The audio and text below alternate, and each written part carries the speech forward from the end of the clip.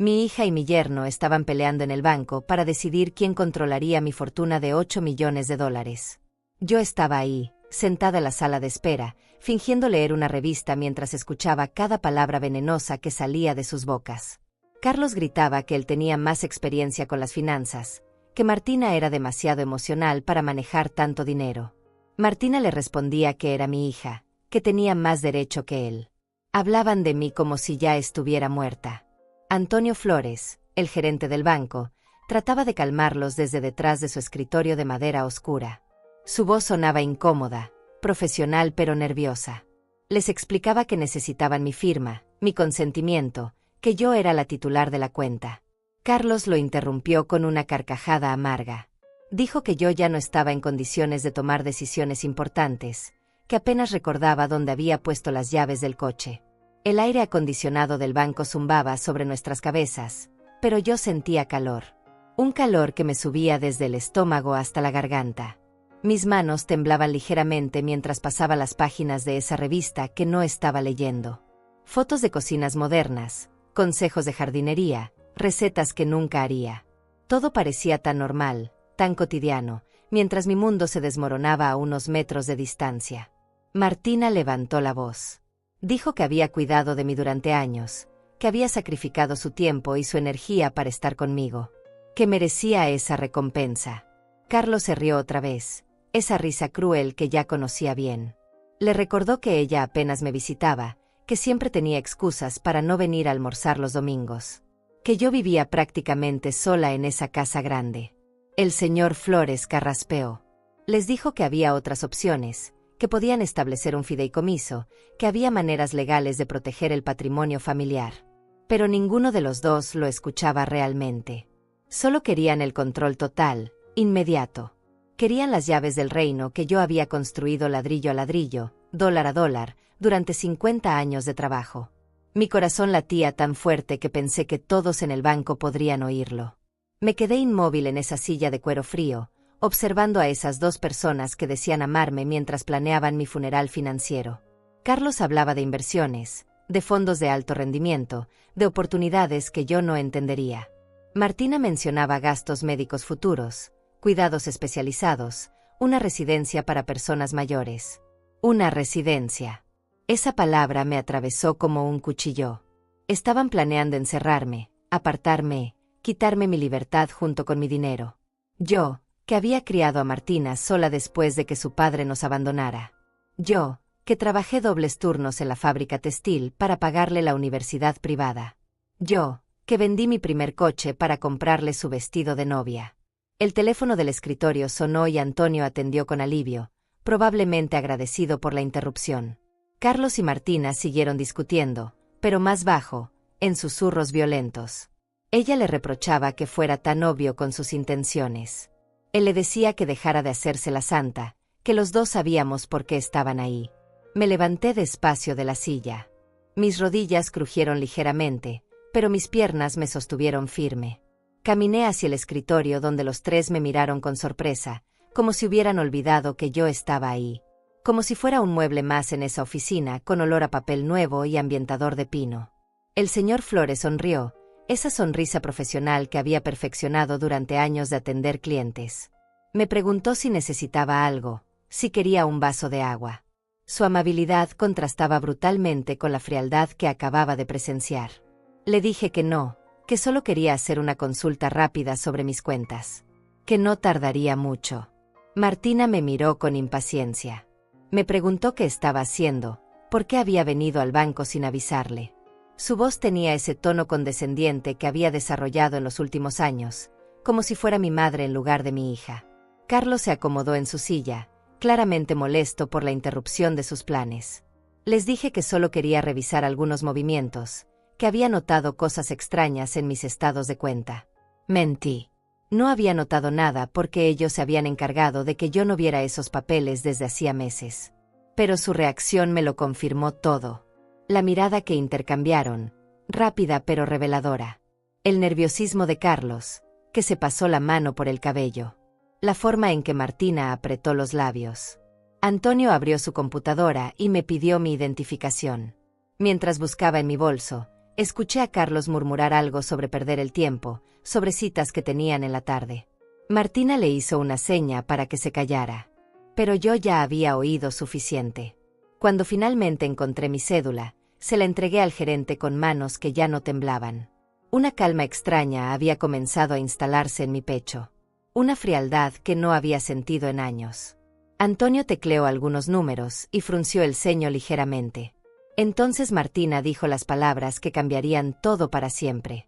Me miró directamente a los ojos y con una sonrisa que pretendía ser cariñosa pero que no llegaba a ocultar su impaciencia me dijo: «Mamá, mejor regresa a casa y descansa. Nosotros nos encargamos de todo. Tú ya no tienes que preocuparte por estas cosas complicadas». Esas palabras resonaron en mi cabeza mientras caminaba hacia la salida del banco. Tú ya no tienes que preocuparte por estas cosas complicadas. Como si los 8 millones de dólares hubieran aparecido por arte de magia en mi cuenta. Como si no recordara cada sacrificio que hice para construir esa fortuna. Regresé a casa en silencio, conduciendo mi viejo Toyota por las calles que conocía de memoria. Las mismas calles por las que corrí durante años para llegar a tiempo al trabajo, después de dejar a Martina en la escuela. Las mismas calles por las que caminé bajo la lluvia cuando no tenía dinero para el autobús. Me senté en mi cocina, en la misma mesa de madera donde Martina había hecho sus tareas durante toda su infancia. Preparé un té de manzanilla y dejé que los recuerdos llegaran como una avalancha. Recordé cuando tenía 30 años y mi esposo Roberto me abandonó por su secretaria, dejándome sola con una niña de 5 años y una hipoteca que parecía imposible de pagar. Martina lloraba todas las noches preguntando por su papá. Yo le mentía, le decía que había viajado por trabajo, que regresaría pronto. Mientras tanto, trabajaba dobles turnos en la fábrica textil durante la semana y limpiaba oficinas los fines de semana. Mis manos se agrietaron por los químicos de limpieza, mis pies se hincharon por estar tantas horas de pie, pero nunca dejé que Martina se diera cuenta de nuestras dificultades. Cuando ella cumplió 15 años, quiso una fiesta grande como sus amigas. Yo no tenía dinero para eso, pero vendí el único anillo de valor que me quedaba, una reliquia de mi abuela. La fiesta fue perfecta. Martina brilló esa noche como una princesa, rodeada de sus amigos, feliz. Eso era lo único que importaba. Los años de universidad fueron los más duros. Martina quería estudiar administración de empresas en una universidad privada y costosa. Yo trabajé 3 empleos para pagarle la matrícula, los libros, la residencia estudiantil. Comía frijoles y arroz todos los días para ahorrar cada centavo posible. Cuando ella me visitaba, cocinaba pollo y fingía que yo ya había comido. Recordé el día de su graduación. Yo estaba en la primera fila, con mi mejor vestido, el único que tenía para ocasiones especiales. Había ahorrado durante meses para comprárselo. Cuando dijeron su nombre y ella subió al escenario, mis ojos se llenaron de lágrimas. Todo había valido la pena. Mi niña había logrado lo que yo nunca pude. Después llegó Carlos. Un hombre guapo, educado, con buenas maneras. Venía de una familia acomodada y al principio me intimidó un poco. Pero parecía amar genuinamente a Martina, y eso era suficiente para mí. Pagué su boda completa, desde el vestido hasta la luna de miel en Europa. Me endeudé por 2 años, pero mi hija tuvo la ceremonia de sus sueños. El negocio familiar comenzó cuando Martina tenía 28 años. Carlos había perdido su trabajo en una empresa constructora y yo decidí ayudarlos. Puse mi casa como garantía para conseguir un préstamo de $50,000. Con ese dinero abrimos una pequeña importadora de textiles. Yo conocía el negocio, tenía contactos, sabía cómo manejar los proveedores. Durante los primeros años trabajamos juntos. Yo manejaba las compras y las relaciones con los clientes. Martina se encargaba de la contabilidad, Carlos de las ventas. La empresa creció rápidamente. En 5 años habíamos multiplicado la inversión inicial por 10. En 10 años, éramos millonarios. Pero algo cambió cuando el dinero comenzó a fluir abundantemente. Martina y Carlos empezaron a tratarme diferente.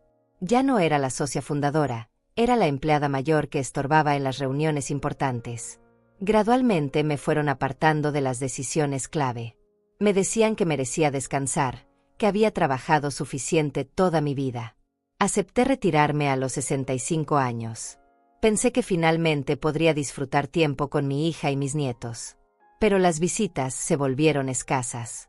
Los domingos familiares se redujeron a llamadas telefónicas de 5 minutos. Los cumpleaños se convirtieron en tarjetas enviadas por correo.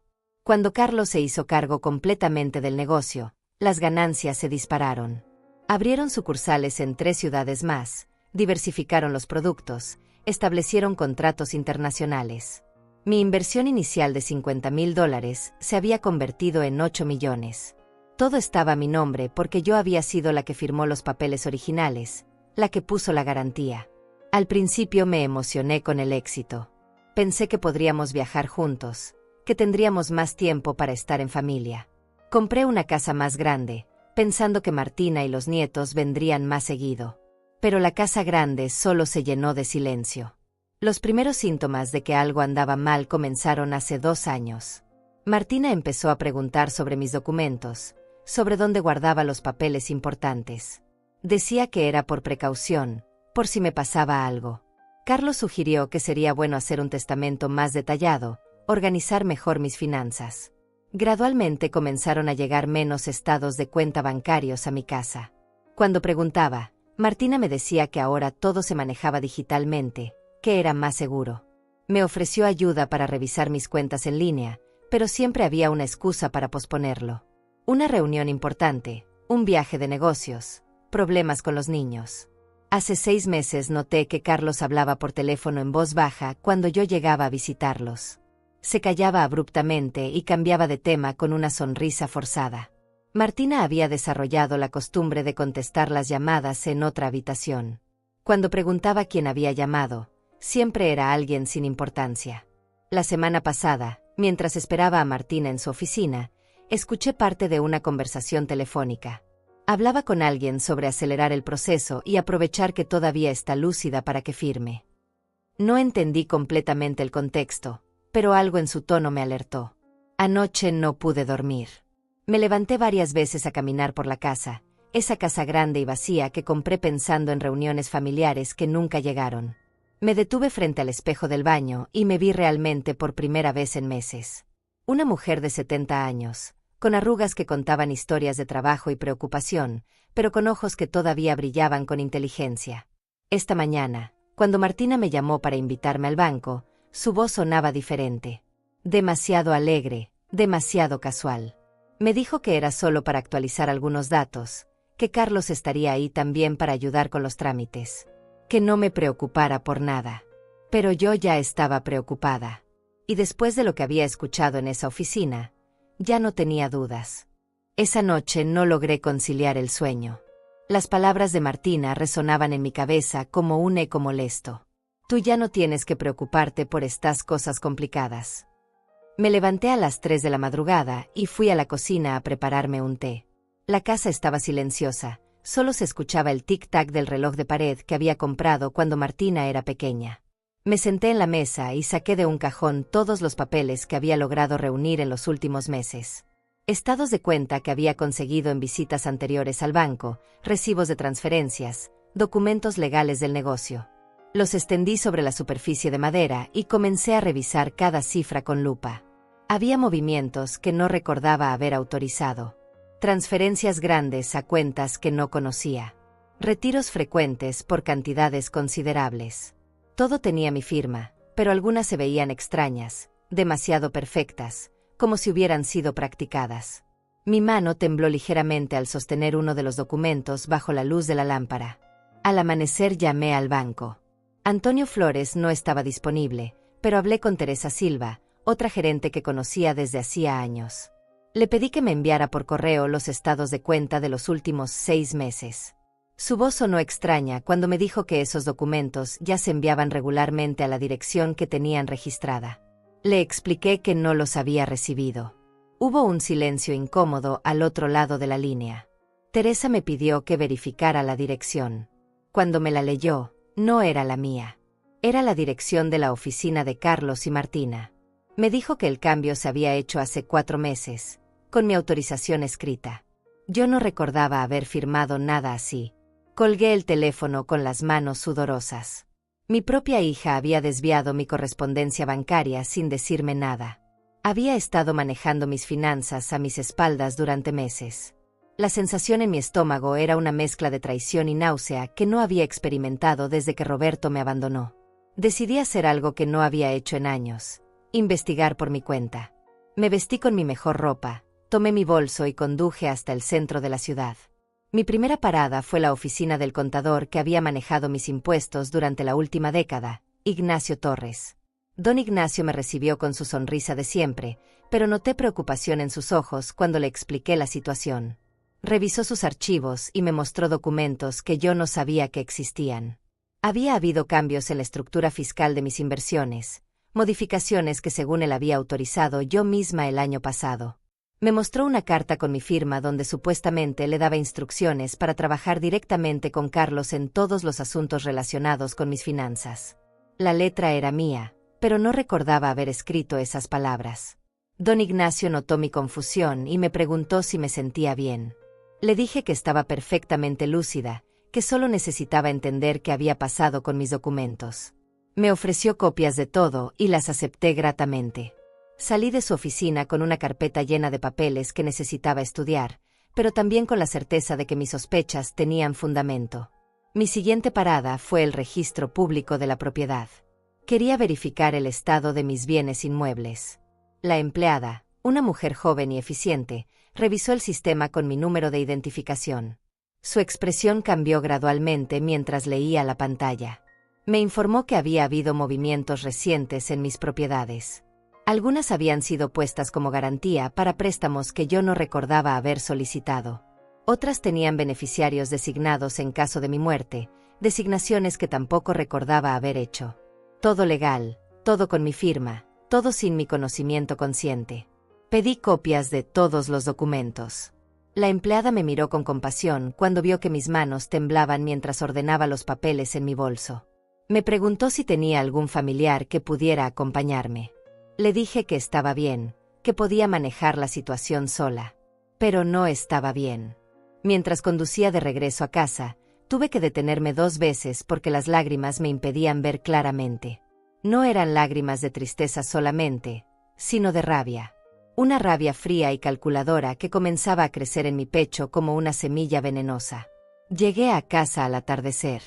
El teléfono estaba sonando cuando abrí la puerta. Era Martina. Su voz sonaba animada, casi eufórica. Me dijo que había hablado con el señor Flores sobre nuestra visita al banco, que todo había salido muy bien, que pronto tendríamos todo organizado para que yo pudiera vivir más tranquila. Le pregunté qué quería decir con más tranquila. Se rió, esa risa que conocía desde que era niña pero que ahora sonaba diferente, calculada. Me dijo que Carlos y ella habían estado pensando que tal vez sería bueno que yo considerara mudarse a un lugar más pequeño, más manejable. Que ellos podrían ayudarme a encontrar algo bonito, cómodo. Mi sangre se heló. Me preguntó si había pensado en vender la casa, si no me parecía demasiado grande para una persona sola. Sus palabras sonaban cariñosas, pero detrás de cada una había una intención que finalmente podía ver con claridad. No querían cuidarme, querían deshacerse de mí. Le dije que la casa estaba bien para mí, que no tenía intención de mudarme. Hubo un silencio breve al otro lado de la línea. Luego Martina suspiró, como si estuviera hablando con una niña caprichosa. Me dijo que lo habláramos después, cuando estuviera más calmada, cuando pudiera pensar con más claridad. Cuando pudiera pensar con más claridad. Como si estuviera perdiendo la razón. Como si mis 70 años de vida, mis décadas de trabajo y sacrificio, mis millones ganados con esfuerzo, no fueran prueba suficiente de mi capacidad mental. Colgué el teléfono sin despedirme. Me quedé de pie en la cocina, rodeada por el silencio de mi casa vacía, sosteniendo la carpeta con todos los documentos que había recopilado durante el día. La evidencia de una traición sistemática y cuidadosamente planeada. Esa noche preparé mi cena como siempre, pero no tenía apetito. Me senté a la mesa con los papeles extendidos frente a mí y comencé a trazar las conexiones. Cada transferencia, cada cambio de dirección, cada modificación legal seguía un patrón. Me estaban desmantelando financieramente poco a poco, con mi supuesta autorización. El plan era brillante en su simplicidad. Gradualmente me apartarían de mis propias finanzas hasta que dependiera completamente de ellos. Luego me convencerían de mudarme a un lugar más pequeño, vendiendo mi casa. Finalmente, Cuando fuera lo suficientemente vulnerable, tomarían control total de mis 8 millones de dólares. Pero habían cometido un error. Habían asumido que a los 70 años había perdido mi capacidad de observación, mi inteligencia, mi instinto de supervivencia. Habían olvidado que yo había construido esa fortuna desde cero, que había navegado el mundo de los negocios durante décadas, que había criado sola una hija mientras trabajaba 3 empleos. Me levanté de la mesa y guardé todos los documentos en una caja de seguridad que tenía escondida en mi closet. Mañana comenzaría mi propia investigación más profunda. Si querían jugar con mi dinero, tendrían que enfrentarse a la mujer que lo había ganado. Por primera vez en meses, sonreí antes de quedarme dormida. Los siguientes días se convirtieron en una rutina extraña y silenciosa. Por las mañanas, Martina llamaba para preguntarme cómo había dormido, si necesitaba algo del mercado, si quería que pasara a visitarme. Su voz sonaba cariñosa, pero yo ya había aprendido a escuchar las intenciones detrás de las palabras. Cada pregunta era un sondeo, cada oferta de ayuda era una manera de controlar mis movimientos. Le decía que estaba bien, que no necesitaba nada, que tenía planes para el día. Mentía con una facilidad que me sorprendía. Mis planes consistían en sentarme en la sala con una taza de té, observando por la ventana mientras organizaba mis pensamientos. Pero sobre todo, escuchando. Carlos había comenzado a llamar también. Sus conversaciones eran diferentes a las de Martina, más directas, más impacientes. Me preguntaba sobre documentos específicos, sobre dónde guardaba ciertos papeles. Decía que necesitaba revisar algunos contratos del negocio, que había asuntos legales que requerían mi atención inmediata. Cuando le preguntaba qué tipo de asuntos, se volvía vago.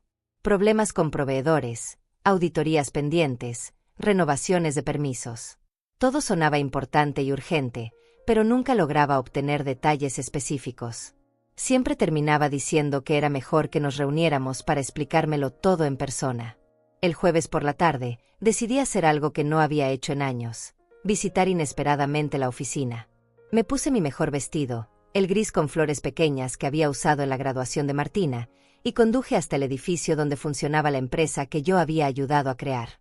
La recepcionista me reconoció inmediatamente. Paola Chávez había trabajado para nosotros desde los primeros años, cuando la oficina era solo 2 cuartos pequeños y una máquina de café que siempre se descomponía. Me saludó con genuino cariño, pero noté sorpresa en sus ojos cuando le dije que quería ver a Martina. Me dijo que la señora Martina estaba en una reunión muy importante, pero que podía esperarla en la sala de juntas. Me llevó por un pasillo que ya no reconocía completamente. Habían remodelado, agregado oficinas, cambiado los colores. Todo se veía moderno y próspero, muy diferente a la empresa familiar que recordaba. La sala de juntas tenía ventanas grandes que daban al centro de la ciudad. Me senté en una de las sillas de cuero y esperé. Desde ahí podía escuchar voces en la oficina de al lado, la que había sido mi oficina durante tantos años. Era la voz de Martina, pero también había otras voces que no reconocía. Hablaban de números, de proyecciones, de expansión. Pero luego escuché mi nombre y me concentré para entender mejor. Martina explicaba a alguien que pronto tendrían acceso a una inyección significativa de capital. 8 millones de dólares que les permitirían abrir sucursales en otros países. La otra voz, masculina y formal, preguntaba sobre los plazos. Martina respondió que era cuestión de semanas, que los documentos legales ya estaban casi listos. Solo faltaba convencer a la titular de los fondos de que firmara algunos papeles adicionales. Convencer. Esa palabra me atravesó como un cuchillo. No hablaban de pedirme dinero prestado, no mencionaban devolución ni intereses. Hablaban de convencerme de entregar mis 8 millones como si fuera una donación caritativa. La conversación continuó durante varios minutos más. Escuché detalles sobre planes de inversión, sobre oportunidades en mercados internacionales, sobre la importancia de actuar rápidamente antes de que aparecieran competidores. Todo financiado con mi dinero, todo sin mi conocimiento real de las implicaciones.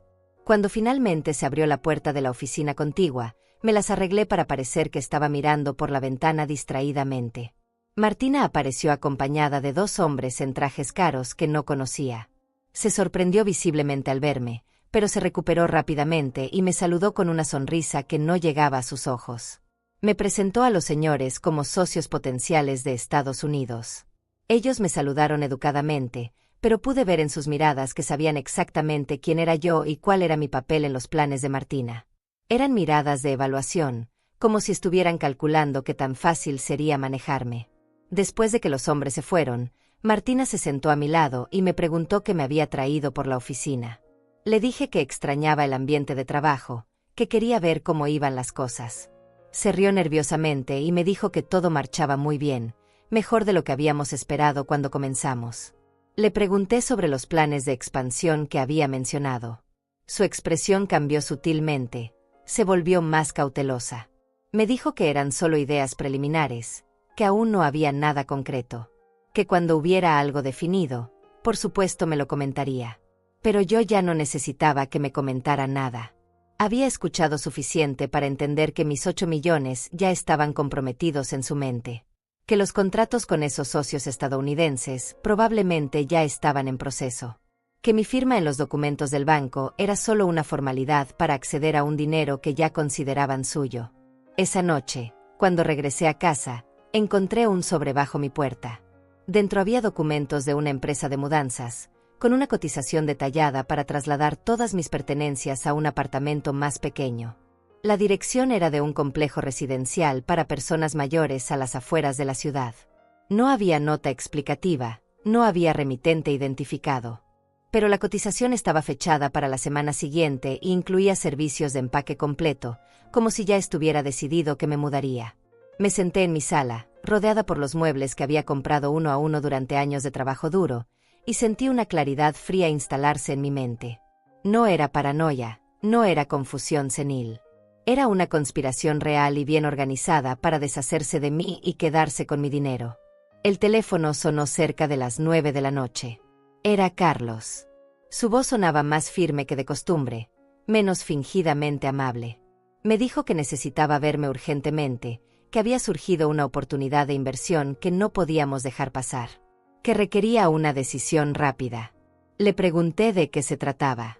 Me habló de un contrato con compradores internacionales, de la necesidad de capital inmediato para asegurar el trato.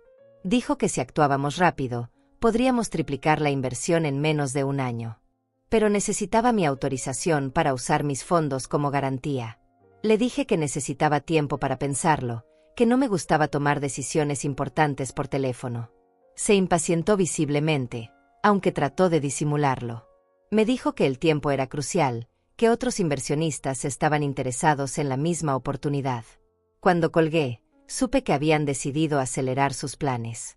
Tal vez mi visita a la oficina los había puesto nerviosos. Tal vez había notado que ya no era tan fácil de manipular como habían esperado. O tal vez simplemente estaban ansiosos por tener acceso a mis 8 millones de dólares. Esa noche no dormí nada.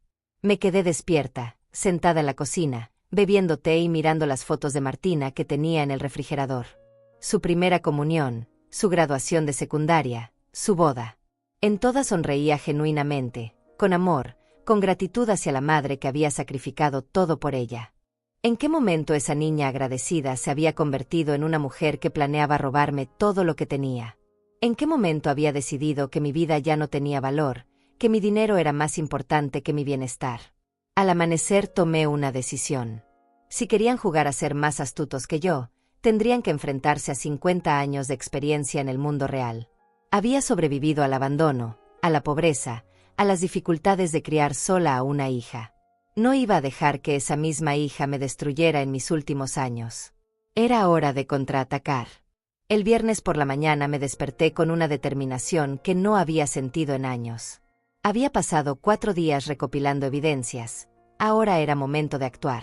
Me vestí con cuidado. Elegí mi traje beige más formal, el que usaba cuando tenía reuniones importantes en los primeros años del negocio. Me peiné hacia atrás y me puse los aretes de perlas que habían sido de mi madre. Mi primera parada fue el despacho de abogados Flores y Asociados. Había trabajado con el licenciado Romario Flores durante la creación de la empresa, y sabía que era un hombre discreto y profesional. Su secretaria me recordaba y me hizo pasar inmediatamente a su oficina. Don Romario se sorprendió de verme después de tantos años, pero su sorpresa se convirtió en preocupación cuando le expliqué la situación. Le mostré todos los documentos que había recopilado, las transferencias no autorizadas, los cambios de dirección postal, las modificaciones en mis propiedades. Estudió cada papel con meticulosidad profesional. Me confirmó lo que ya sospechaba: alguien había estado falsificando mi firma de manera sistemática. Las diferencias eran sutiles, pero un análisis grafológico las revelaría inmediatamente. Me explicó que constituía fraude documental y apropiación indebida, delitos graves que podrían resultar en años de prisión. Le pedí que mantuviera absoluta confidencialidad sobre mi visita. Necesitaba tiempo para organizar mi estrategia antes de tomar acciones legales. Me aseguró que podía contar con su discreción y me dio su tarjeta personal con un número directo. Salí del despacho con una sensación de alivio. No estaba loca, no estaba imaginando cosas. Un profesional del derecho había confirmado que era víctima de un fraude elaborado. Pero también sentía una tristeza profunda. La hija que había criado con tanto amor se había convertido en una criminal. Mi siguiente parada fue el Banco Central de la ciudad, donde tenía otra cuenta que Martina y Carlos desconocían. Era una cuenta vieja, de los primeros años del negocio, que había mantenido activa como fondo de emergencia. Solo tenía $20,000, pero sería suficiente para lo que necesitaba hacer. Hablé con la gerente, una mujer eficiente llamada Lourdes Torres. Le expliqué que quería transferir dinero desde mi cuenta principal en el otro banco. Me ayudó a completar los formularios y me aseguró que la operación sería confidencial. Las transferencias se procesarían al día siguiente. Después conduje hasta el notario público más prestigioso de la ciudad. El licenciado Tales Chávez tenía fama de ser incorruptible y meticuloso. Le expliqué que necesitaba hacer cambios importantes en mi testamento y en la distribución de mis bienes. Quería asegurarme de que todo estuviera legalmente blindado. Don Tales revisó mi testamento actual y frunció el ceño. Me mostró varias cláusulas que no recordaba haber autorizado, beneficiarios adicionales que habían sido agregados recientemente. Una vez más, mi supuesta firma autorizaba cambios que jamás había aprobado conscientemente. Le pedí que preparara un testamento completamente nuevo, revocando todos los anteriores. Esta vez, yo dictaría cada palabra, cada cláusula, cada beneficiario. También quería establecer un fideicomiso que protegiera mis bienes de cualquier manipulación futura. Me dijo que los documentos estarían listos en una semana. Cuando regresé a casa, encontré 3 mensajes en mi contestadora. 2 de Martina y 1 de Carlos. Todos sonaban cada vez más urgentes, más insistentes. Martina decía que necesitaba hablar conmigo sobre asuntos familiares importantes. Carlos mencionaba la oportunidad de inversión que se nos estaba escapando. No devolví ninguna llamada. En lugar de eso, preparé una lista detallada de todas mis cuentas bancarias, propiedades, inversiones y documentos importantes. Cada ítem tenía su ubicación exacta, números de cuenta, contactos relevantes. Era un inventario completo de mis $8 millones. Esa tarde recibí una visita inesperada. Martina llegó sin avisar, con una expresión de preocupación exagerada. Me dijo que había estado tratando de comunicarse conmigo todo el día, que se había preocupado cuando no respondí sus llamadas. Sus ojos escanearon la sala, como si buscara algo específico. Le ofrecí té y nos sentamos en la sala. Me preguntó cómo me había sentido últimamente, si había tenido problemas para recordar cosas, si me sentía confundida con frecuencia. Sus preguntas sonaban como un interrogatorio médico disfrazado de preocupación maternal.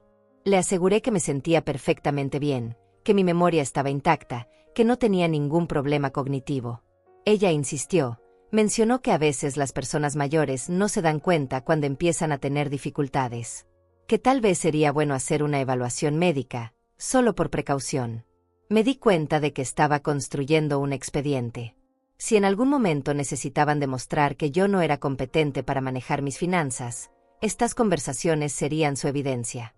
Cada pregunta sobre mi memoria, cada sugerencia sobre exámenes médicos, era parte de un plan para declararme mentalmente incapacitada. Le dije que me sentía ofendida por sus insinuaciones. Que había manejado millones de dólares durante décadas, que había criado exitosamente a una hija, que había construido un negocio próspero desde cero. Su expresión cambió. Se volvió más fría, más calculadora. Me dijo que justamente por eso se preocupaba.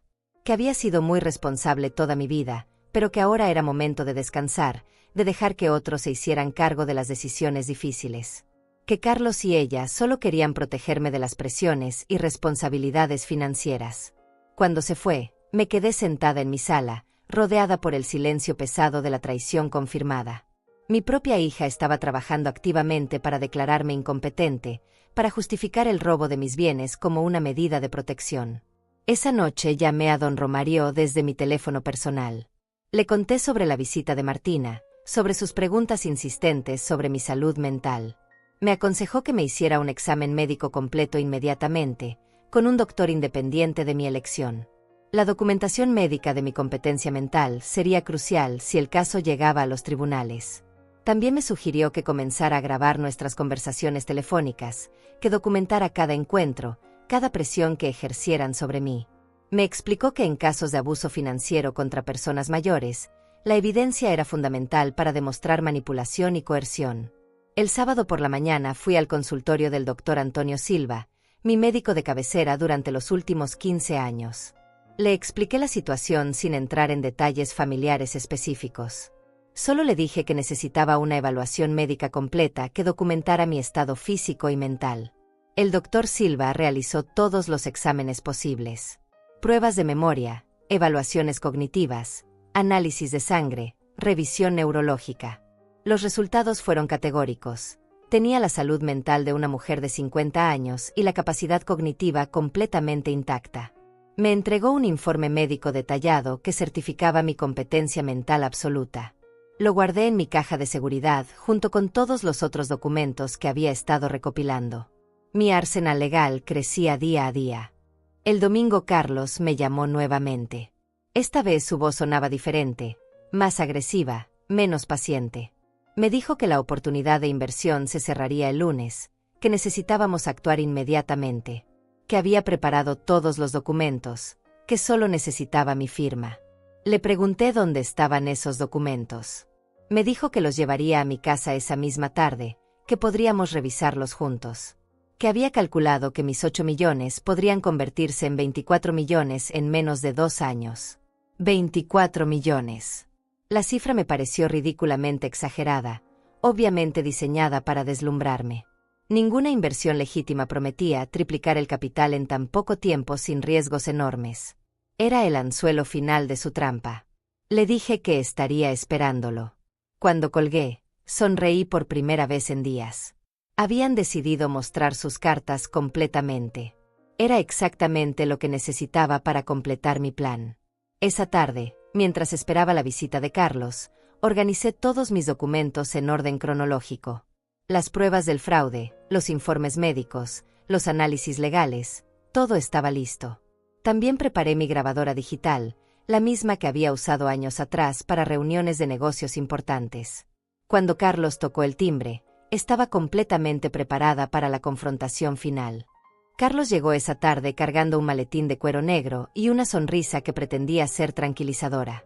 Vestía uno de sus trajes caros, el gris oscuro que usaba para reuniones importantes, y traía consigo el aroma de su colonia cara. Se veía confiado, como un hombre que está a punto de cerrar el negocio de su vida. Lo recibí en la sala con mi mejor actuación de abuela confundida, pero bien intencionada. Le ofrecí café y galletas, le pregunté por los niños. Hice todos los comentarios que una mujer de 70 años haría en una situación normal. Él respondía con paciencia exagerada, como si estuviera hablando con una persona de capacidades limitadas. Abrió su maletín sobre la mesa de centro y sacó una carpeta gruesa llena de documentos. Me explicó con voz condescendiente que había encontrado la oportunidad perfecta para multiplicar mi dinero. Una empresa estadounidense necesitaba capital para expandirse a Latinoamérica, y estaban ofreciendo rendimientos extraordinarios a inversionistas selectos. Me mostró gráficas coloridas, proyecciones financieras que parecían demasiado buenas para ser verdad, testimonios de otros inversionistas que supuestamente habían triplicado su dinero. Todo el paquete estaba diseñado profesionalmente para impresionar a alguien que no entendiera de finanzas. Mientras él hablaba, yo asentía y hacía preguntas ingenuas. Le pedí que me explicara términos que conocía perfectamente. Fingí no entender conceptos básicos de inversión. Carlos se volvía cada vez más condescendiente, más seguro de que me tenía completamente engañada. La grabadora digital estaba funcionando perfectamente, oculta detrás de un jarrón en la mesa lateral. Cada palabra que decía, cada promesa exagerada, cada mentira elaborada quedaba registrada para la posteridad. Mi abogado tendría evidencia más que suficiente para demostrar el intento de fraude. Carlos finalmente llegó al punto crucial. Sacó varios documentos que requerían mi firma. Poderes notariales que le darían control total sobre mis cuentas bancarias, autorizaciones para transferir fondos, documentos que esencialmente me convertirían en una figura decorativa en el manejo de mi propio dinero. Me explicó con paciencia fingida que estos papeles eran solo formalidades legales, que me protegerían de la responsabilidad si algo salía mal con la inversión, que él se haría cargo de todos los detalles técnicos, que yo no tendría que preocuparme por nada complicado. Tomé los documentos y fingí leerlos con dificultad, como si las letras pequeñas me causaran problemas. En realidad, estaba analizando cada cláusula, cada implicación legal. Eran documentos de apropiación total, redactados por abogados competentes pero inescrupulosos. Le dije que necesitaba tiempo para pensarlo, que era mucho dinero y quería estar segura. Carlos se impacientó visiblemente, aunque trató de disimularlo. Me recordó que la oportunidad se cerraría al día siguiente, que otros inversionistas estaban esperando su decisión. Insistió en que confiara en él, que había manejado inversiones similares antes, que tenía experiencia en mercados internacionales. Me recordó todo lo que había hecho por la familia, cómo había cuidado de Martina, cómo había ayudado a hacer crecer el negocio familiar. Sus palabras me dolieron más de lo que esperaba. Había cuidado de Martina, eso era cierto. Pero ahora estaba usando ese cuidado como justificación para robarme. Había ayudado con el negocio, pero solo después de que yo pusiera todo el capital inicial y asumiera todos los riesgos. Le pregunté qué pasaría si la inversión salía mal, si perdíamos todo el dinero. Me aseguró que eso era imposible, que la empresa estadounidense tenía garantías bancarias sólidas. Cuando le pedí ver esas garantías, se volvió evasivo. Dijo que eran documentos confidenciales que solo se compartían después de firmar los acuerdos preliminares. Decidí presionarlo un poco más. Le pregunté por qué necesitaba que yo firmara poderes tan amplios si la inversión era tan segura. Su máscara de paciencia comenzó a resquebrajarse. Me dijo con voz más firme que en inversiones de esta magnitud era normal que hubiera procedimientos específicos. Fingí estar confundida por su cambio de tono. Le dije que no me gustaba cuando me hablaba así, que me recordaba a su padre cuando perdía la paciencia conmigo. Esa comparación lo enfureció visiblemente, aunque trató de controlarse. Se disculpó con una sonrisa forzada y volvió a su tono condescendiente. Me explicó que solo estaba preocupado por mi bienestar financiero, que quería asegurarme un futuro cómodo. Que 8 millones parecían mucho dinero, pero que con la inflación y los gastos médicos futuros, tal vez no serían suficientes. Gastos médicos futuros. Ahí estaba la amenaza velada. La implicación de que pronto necesitaría cuidados costosos, que estaría a merced de decisiones que otros tomarían por mí. Era su manera de recordarme que mi autonomía tenía fecha de vencimiento. Le dije que me sentía perfectamente bien de salud, que mi doctor acababa de confirmar que estaba en excelente condición física y mental. Carlos frunció el ceño ligeramente. Probablemente no esperaba que hubiera ido al médico por mi propia iniciativa. Cambió de estrategia y comenzó a hablar sobre Martina. Me dijo que mi hija estaba muy preocupada por mí, que había notado algunos cambios en mi comportamiento últimamente. Que tal vez yo no me daba cuenta, pero que había momentos en que parecía confundida o desorientada. Era la misma línea que había usado Martina. Estaban coordinando sus esfuerzos para construir una narrativa de deterioro mental que justificaría su control sobre mis finanzas. Cada conversación era parte de un expediente que usarían contra mí si era necesario. Les seguí el juego. Fingí preocupación por esos supuestos lapsos de memoria que ellos habían inventado. Les pedí ejemplos específicos. Carlos mencionó ocasiones vagas en que supuestamente había repetido conversaciones o había olvidado compromisos importantes. Sabía que estaba mintiendo porque recordaba perfectamente cada encuentro que habíamos tenido en los últimos meses. Mi memoria estaba intacta, pero él necesitaba crear dudas sobre mi competencia mental para proceder con su plan. Finalmente le dije que firmaría los documentos, pero que quería hacerlo en presencia de mi abogado. Carlos se tensó inmediatamente. Me preguntó por qué necesitaba un abogado si confiaba en él. Le expliqué que era solo por precaución, que siempre había manejado mis asuntos importantes con asesoría legal. Su actitud cambió completamente. Ya no era el yerno paciente y cariñoso. Se volvió frío, calculador. Me dijo que involucrar abogados complicaría innecesariamente el proceso, que retrasaría la inversión hasta que fuera demasiado tarde. Le sostuve la mirada sin parpadear. Por primera vez en meses, no fingí ser la abuela frágil que él esperaba. Le dije con voz firme que mis 8 millones de dólares habían sido ganados con trabajo duro y decisiones inteligentes, que no los arriesgaría sin la debida asesoría profesional. Carlos guardó los documentos en su maletín con movimientos bruscos. Su máscara había caído completamente. Me dijo que estaba cometiendo un error, que esta oportunidad no se repetiría. Que Martina y él solo querían ayudarme, pero que si yo prefería ser desconfiada y obstinada, tendría que asumir las consecuencias. Las consecuencias. Otra amenaza apenas disimulada. Me quedé sentada en silencio mientras él se dirigía hacia la puerta. Antes de salir, se volvió y me dijo que hablaría con Martina sobre mi actitud. Que tal vez era hora de considerar seriamente otras opciones para mi cuidado. Cuando se fue, apagué la grabadora digital. Tenía más de 1 hora de conversación registrada, evidencia clara de intento de fraude y manipulación financiera. Carlos había revelado completamente sus intenciones, había mostrado su verdadera personalidad, había hecho amenazas implícitas. Esa noche, mientras revisaba mis notas y organizaba las grabaciones, sonó el teléfono. Era Martina, y su voz sonaba furiosa. Me gritó que como me atrevía a desconfiar de Carlos, que después de todo lo que habían hecho por mí, yo los trataba como criminales. Le dije con calma que solo quería proteger mis intereses, que cualquier inversión de esa magnitud requería asesoría profesional. Ella me cortó bruscamente. Me dijo que había hablado con un abogado especializado en casos de personas mayores, que habían opciones legales para proteger mi patrimonio aunque yo no quisiera cooperar. Colgó sin despedirse.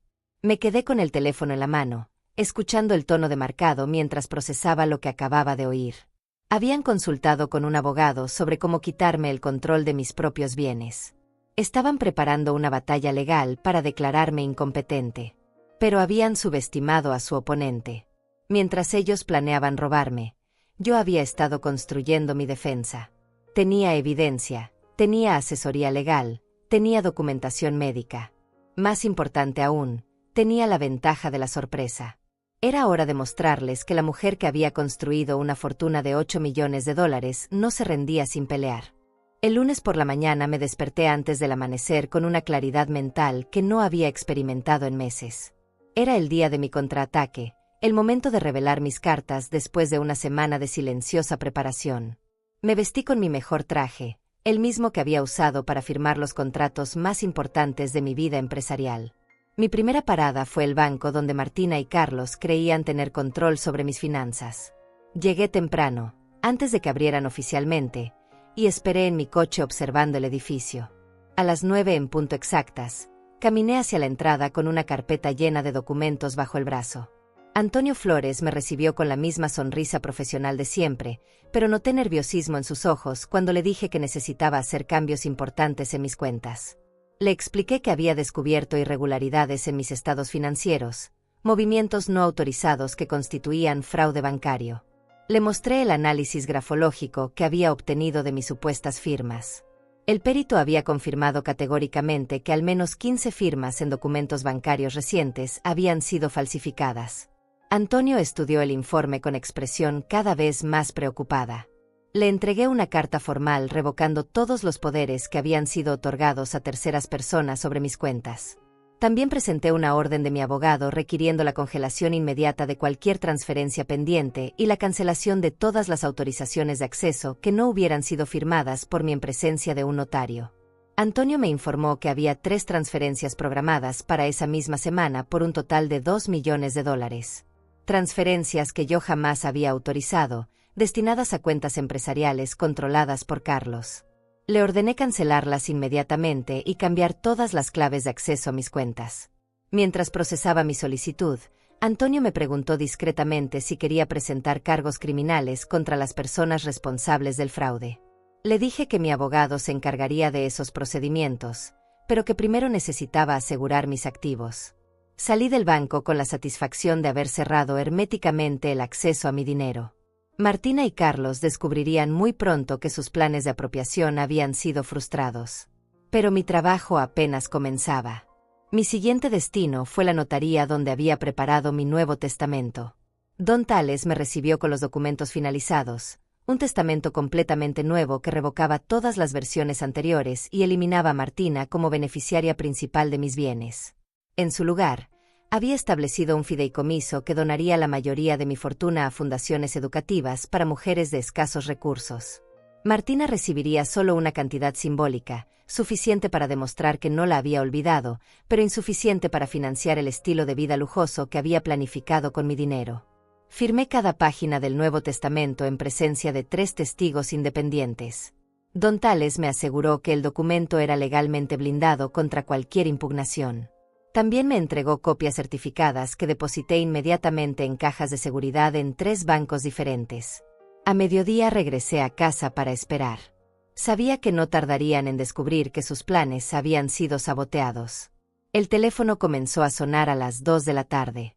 Era Carlos, y su voz sonaba desesperada cuando me preguntó qué había pasado con las transferencias bancarias que habían sido canceladas.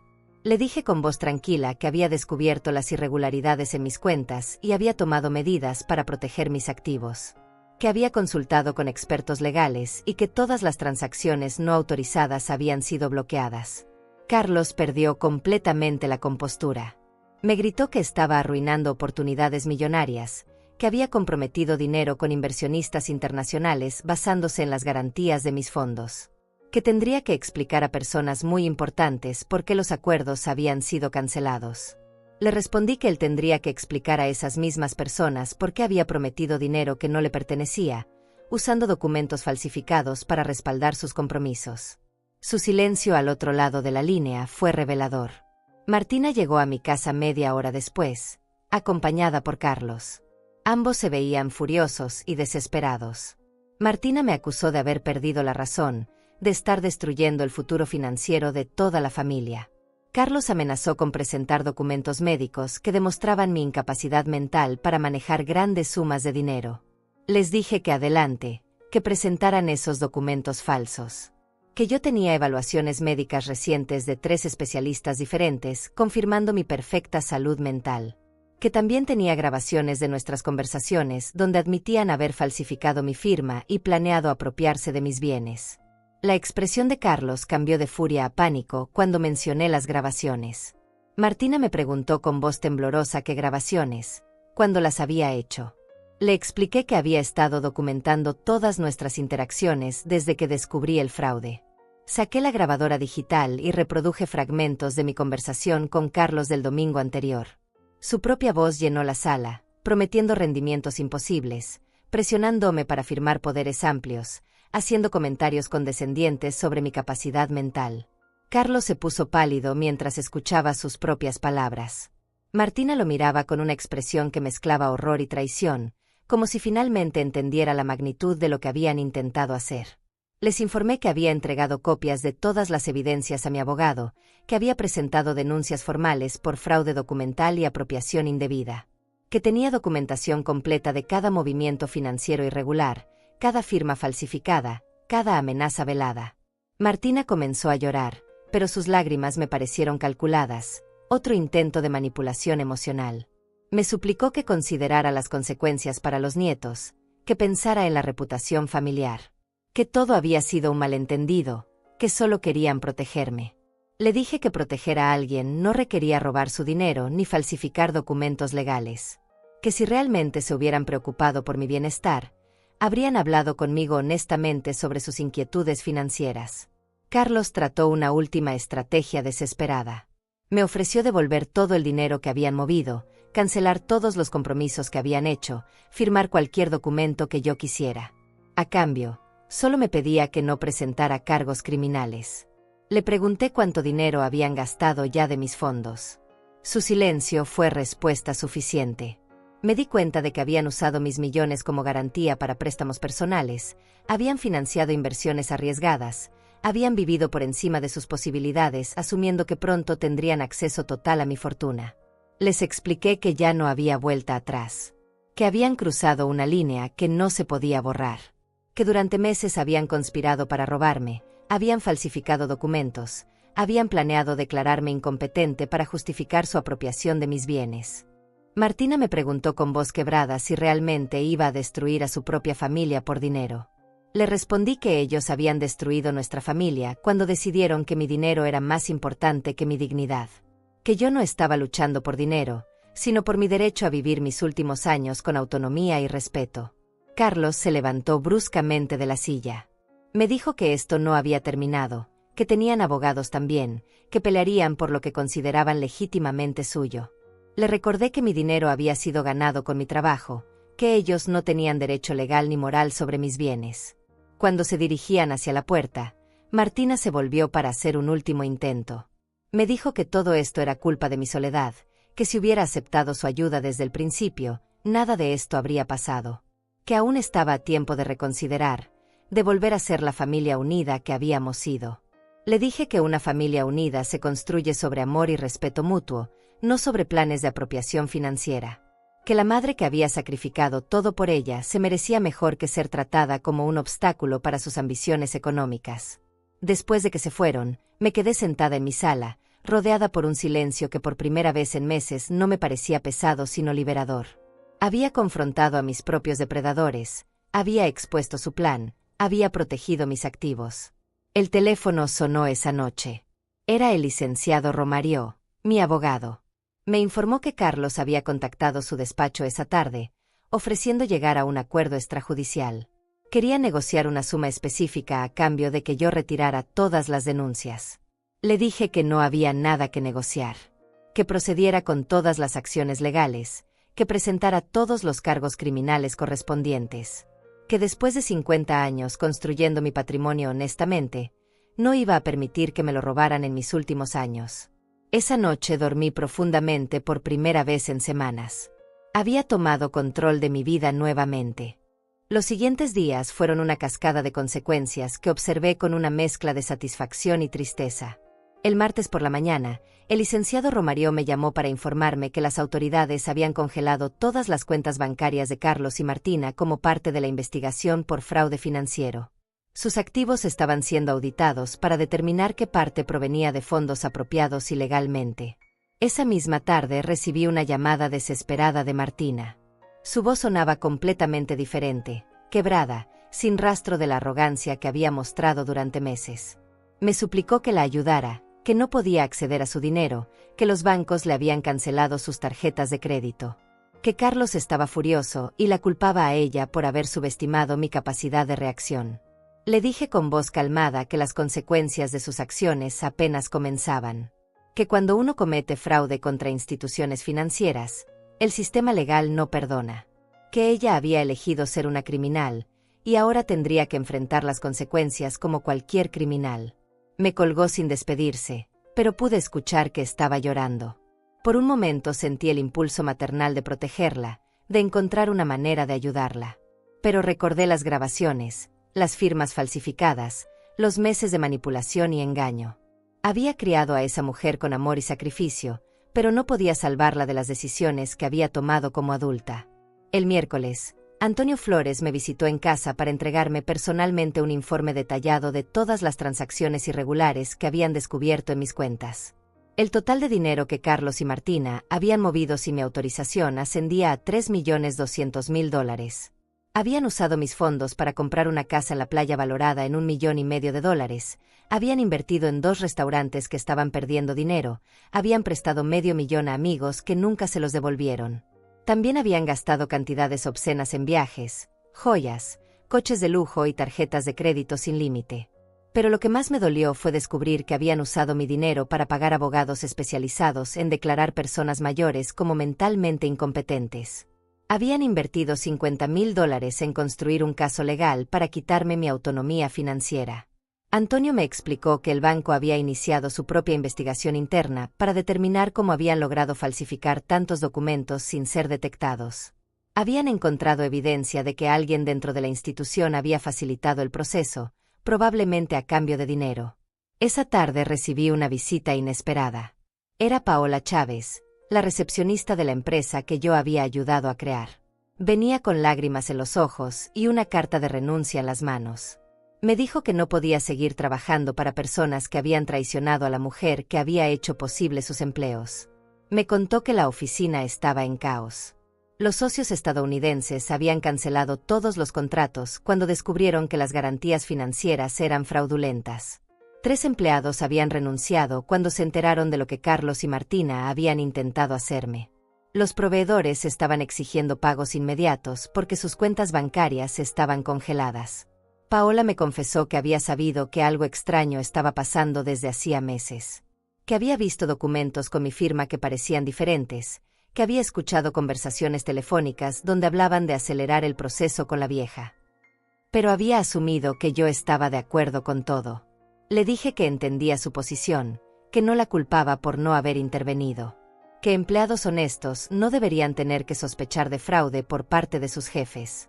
Le di una carta de recomendación y le aseguré que la ayudaría a encontrar un nuevo empleo. El jueves por la noche, Carlos apareció en mi puerta. Se veía completamente derrotado, con ojeras profundas y ropa arrugada. Ya no era el hombre seguro y arrogante que había intentado estafarme días atrás.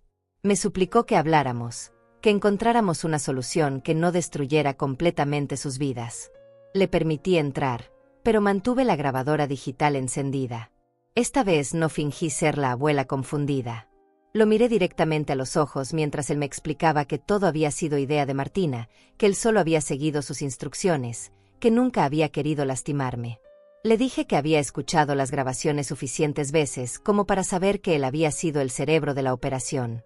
Que había sido su voz la que prometía rendimientos imposibles, su mano la que había falsificado mis firmas, su plan el que involucraba declararme mentalmente incompetente. Carlos cambió de estrategia y trató de apelar a mi lado emocional. Me habló de mis nietos, de cómo esta situación los afectaría. Me dijo que los niños me extrañaban, que preguntaban por qué ya no los visitaba, que no merecían sufrir por los errores de sus padres. Sus palabras me dolieron porque eran ciertas. Amaba a mis nietos y extrañaba nuestros domingos juntos. Pero también sabía que Carlos estaba usando mi amor por ellos como otra forma de manipulación. Que si cedía ahora, estaría enseñándoles que el crimen familiar era perdonable. Le expliqué que mis nietos aprenderían una lección valiosa de esta situación, que las acciones tienen consecuencias, que nadie está por encima de la ley, que el respeto a los mayores no es opcional. Que preferían tener una abuela pobre pero digna que una abuela rica pero humillada. Carlos finalmente se quebró. Me confesó que habían gastado casi todo el dinero que habían tomado de mis cuentas. Que habían asumido compromisos financieros basándose en la certeza de que pronto controlarían mis 8 millones. Que ahora debían dinero a personas peligrosas que no aceptarían excusas. Me pidió que al menos los ayudara a devolver el dinero prestado, que después de eso desaparecerían de mi vida para siempre. Que no volvería a verlos ni a saber de ellos, pero que no los dejara en manos de acreedores violentos. Le dije que él había puesto a mi hija en esa situación cuando decidió usar mi dinero para financiar sus fantasías empresariales. Que yo no era responsable de rescatarlos de las consecuencias de sus decisiones criminales. Cuando se fue esa noche, lo hizo arrastrando los pies como un hombre derrotado. No sentí lástima por él, pero sí una profunda tristeza por mi hija. Había permitido que su esposo la convirtiera en cómplice de un crimen contra su propia madre. El viernes recibí una llamada del licenciado Romario con noticias que me sorprendieron. Martina había aceptado declararse culpable de todos los cargos a cambio de una sentencia reducida. Había firmado un acuerdo con la fiscalía admitiendo su participación en el fraude y comprometiéndose a colaborar con la investigación contra Carlos. Me explicó que Carlos enfrentaría cargos más severos porque había sido identificado como el líder de la conspiración, que probablemente pasaría varios años en prisión, mientras que Martina podría salir con libertad condicional después de cumplir una condena menor. Esa noche, mientras cenaba sola en mi cocina, reflexioné sobre los eventos de la última semana. Había protegido mi patrimonio, había expuesto a los criminales, había demostrado que una mujer de 70 años no era una víctima fácil. Pero también había perdido a mi familia. El precio de la justicia había sido la soledad. Pero era una soledad digna, una soledad elegida, una soledad que me permitía dormir en paz sabiendo que nadie podría volver a robarme ni manipularme. Por primera vez en meses, no extrañé las visitas dominicales llenas de tensión y falsedad. Mi casa estaba silenciosa, pero era mi casa. Mi dinero estaba seguro, y era mi dinero. Mi vida me pertenecía nuevamente. La batalla había terminado, y yo había ganado. Pero la victoria sabía a lágrimas que ya no podía derramar. 6 meses después, mi vida había encontrado un ritmo nuevo y tranquilo que no conocía desde hacía años. Me mudé a una casa más pequeña en las afueras de la ciudad, no porque me hubieran obligado, sino porque elegí hacerlo. Era una casa con jardín, donde podía cultivar las hierbas para mis tés y tener el espacio que realmente necesitaba. La casa grande había sido vendida por mi propia decisión. Ya no quería vivir en un espacio lleno de recuerdos de una familia que había demostrado ser una ilusión. El dinero de la venta se sumó a mi patrimonio, que ahora estaba protegido por fideicomisos inquebrantables y administrado por profesionales de mi confianza. Cada mañana me levantaba temprano y preparaba mi desayuno en la cocina pequeña pero luminosa. Había recuperado mis rutinas simples: leer el periódico con mi café, regar las plantas del jardín, caminar por el barrio donde los vecinos me saludaban con respeto genuino. Los procesos legales habían concluido como el licenciado Romario había predicho. Carlos fue sentenciado a 5 años de prisión por fraude agravado y falsificación de documentos. Martina recibió 2 años de libertad condicional y la obligación de asistir a terapia psicológica para entender las implicaciones de sus acciones. Durante el juicio, tuve que testificar sobre los meses de manipulación y engaño que había sufrido. Fue doloroso revivir cada conversación, cada mentira, cada momento en que había dudado de mi propia percepción de la realidad. Pero también fue liberador poder contar mi historia completa ante un tribunal que validó mi experiencia. El juez, un hombre mayor con ojos comprensivos, comentó al final del proceso que mi caso había puesto en evidencia un problema creciente en la sociedad: el abuso financiero contra personas mayores por parte de sus propios familiares. Que mi valentía para denunciar y luchar contra el fraude podría ayudar a otras víctimas a encontrar su voz. 3 meses después del juicio, recibí una carta de Martina desde el centro de rehabilitación donde cumplía su servicio comunitario. Era una carta larga, escrita a mano, donde me pedía perdón por todo el daño que me había causado. Decía que la terapia la había ayudado a entender que había perdido de vista sus valores fundamentales en la búsqueda de riqueza fácil. Leí la carta varias veces, buscando señales de manipulación o falsedad. Pero las palabras sonaban genuinas, llenas de una tristeza que reconocí como real. Martina escribía sobre su infancia, sobre todos los sacrificios que yo había hecho por ella, sobre cómo había permitido que la ambición la convirtiera en alguien que no reconocía. Me pedía una oportunidad de demostrar que podía cambiar, que podía volver a ser la hija que me merecía. Pero también entendía si yo no podía perdonarla, si el daño había sido demasiado profundo para repararlo. Guardé la carta en un cajón de mi escritorio sin responderla inmediatamente. Necesitaba tiempo para procesar mis sentimientos, para decidir si había espacio en mi nueva vida para una relación reconstruida con mi hija. Mientras tanto, había comenzado a encontrar propósito en actividades que me llenaban de satisfacción real. Me uní a un grupo de mujeres mayores que se reunían semanalmente para compartir experiencias y apoyarse mutuamente. Algunas habían pasado por situaciones similares a la mía, otras enfrentaban diferentes desafíos del envejecimiento. También comencé a hacer trabajo voluntario en un centro de asesoría legal para personas de escasos recursos. Mi experiencia en el mundo de los negocios y mi reciente batalla legal me habían dado conocimientos que podía compartir con otras mujeres que enfrentaban abusos financieros. Una tarde, mientras ayudaba a una señora de 80 años a entender que su hijo estaba robando su pensión, me di cuenta de cuánto había crecido durante mi propia crisis. Ya no era solo una víctima que había logrado defenderse, sino alguien que podía ayudar a otros a protegerse. El trabajo en el centro me presentó a Teresa Flores, una abogada joven especializada en derechos de personas mayores. Se convirtió en mi amiga y eventualmente en la administradora legal de mi fideicomiso caritativo. Juntas diseñamos un programa para educar a mujeres mayores sobre protección financiera. Decidí donar $2 millones para crear una fundación que ofreciera asesoría legal gratuita a víctimas de abuso financiero familiar. La fundación llevaría el nombre de mi madre, quien había muerto sin poder disfrutar la prosperidad que yo había logrado construir. Los fines de semana me dedicaba a mi jardín. Planté tomates, hierbas aromáticas, flores de diferentes colores. Trabajar con la tierra me daba una sensación de paz que no había experimentado en décadas. Cada planta que crecía era una pequeña victoria, una prueba de que la vida podía florecer incluso después de las tormentas más severas. Un sábado por la tarde, mientras regaba mis rosas, vi un coche conocido detenerse frente a mi casa. Era Martina, pero venía sola. Se veía diferente, más delgada, con menos maquillaje, vestida con ropa simple. Se quedó parada junto a la puerta del jardín, como si no se atreviera a entrar sin permiso. Dejé la manguera y caminé hacia ella lentamente. Sus ojos estaban rojos. Había estado llorando. Me preguntó si podía hablar conmigo, solo unos minutos. Le dije que podía pasar, pero que mantuviera cierta distancia emocional. Se sentó en una silla del jardín y me habló durante una hora.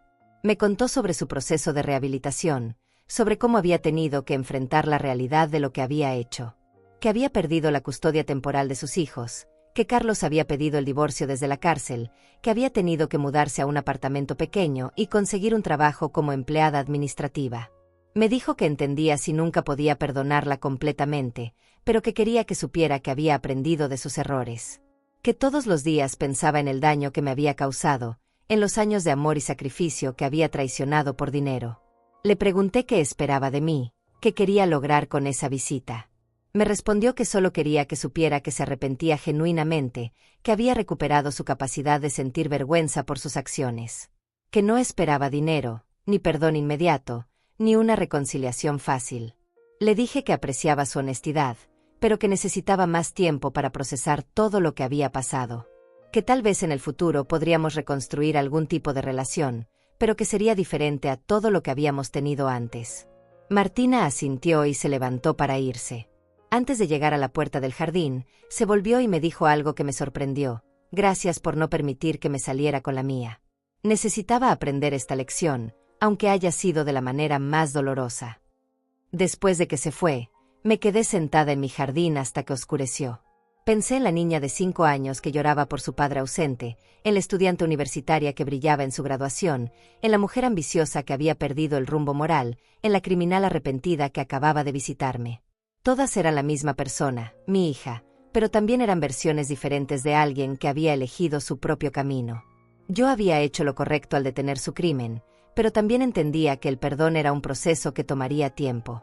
Esa noche, antes de acostarme, escribí en mi diario una reflexión que me había estado rondando durante meses. Aprendí que amar a alguien no significa permitir que te lastimen.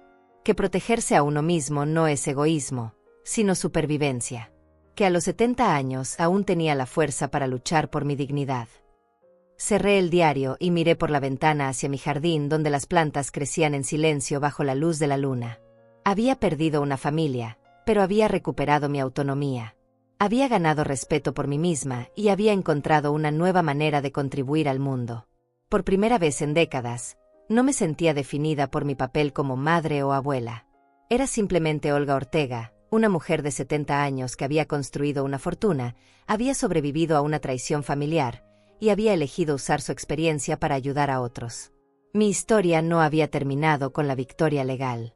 Había comenzado una nueva con la libertad de vivir mis últimos años en mis propios términos, sin miedo, sin manipulación, sin excusas. Cerré la puerta de mi casa pequeña pero propia, preparé mi té de manzanilla como todas las noches, y sonreí pensando en todo lo que aún me quedaba por vivir. Esta era mi verdadera herencia, la dignidad reconquistada.